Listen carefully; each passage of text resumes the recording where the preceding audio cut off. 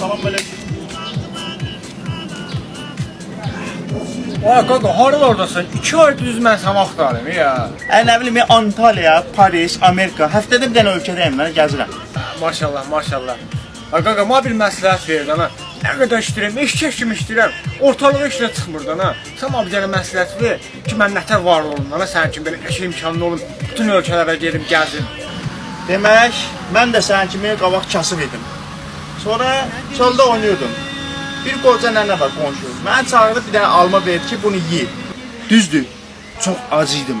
O almaya ehtiyacım var idi. Amma onu yemədim. Kasıbçılıq düşüncəsidir. Fikirləşdim ki, bu almadan necə pul əldə edə bilərəm.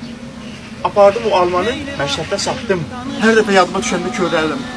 Nəysə, o pulla 2 dənə alma aldım. Onu da gətirdim, məşrəfdə satdım. Getdim 4 dənə alma aldım. Almalara baxırdım, ürəyim gedirdi. Çünki çox acıydım.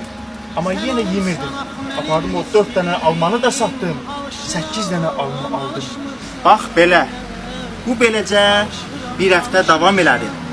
Aldım, satdım, aldım, satdım. Bir də gördüm ki, əlimdə bir yeşik alma var. Çox kövrəldim qardaş. Deməli sən o dənə almaları satmaqda gəldin bu yerə satdın. Yox, sən başın qaçır. Dənə-dənə alma satmaqla adam varlanır. Bir ildən sonra babam rəhmətə getdi. Bütün mirası qaldı ma.